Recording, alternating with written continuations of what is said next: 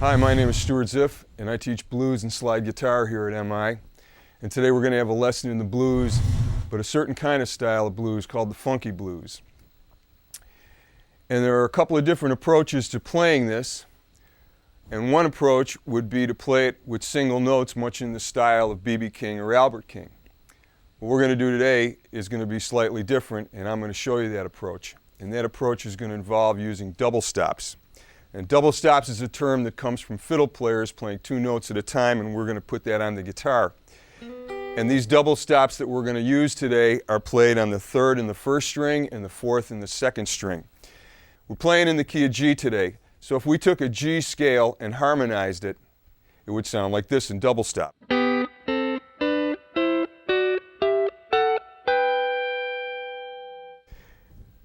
And since we're playing a 12-bar blues using the 1, 4, and the 5, we would do the same shapes on the 4 chord, which is C. And when we get to D, we start to run out of neck.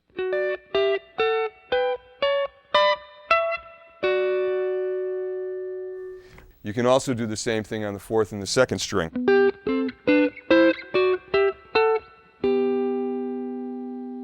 So as I said, it's important to memorize the sound of these and look at the shapes and memorize those. Now, for today's lesson, we're going to work around a motif that is very reminiscent of one of my favorite guitar players, a gentleman by the name of Cornell Dupree, a great R&B musician and a very funky guitar player. And when he plays the blues, he's got a real funky way of playing it that incorporates double stops and single notes. And I'm going to show you how he does that. Now, the motif that I'm going to use today is built around this riff.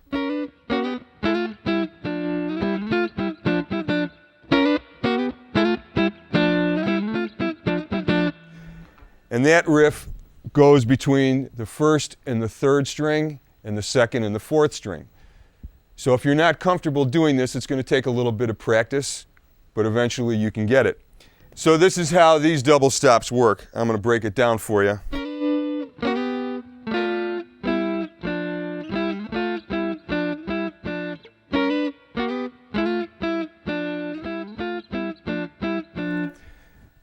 Now this way of playing it is much as in the way that Cornell plays it, treating it like a chord. But he's playing double stops, so he's playing them very rhythmically. And what you want to be sure to do is to make sure that the strings that you're surrounding are being muted. In this case, you want to make sure you're not hearing that B string, just the first and the third string. In this case, you want to make sure you're not hearing the third string.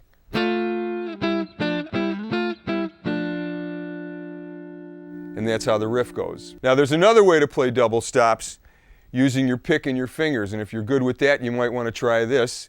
And this is much in the style of Steve Cropper, and he might play it like this.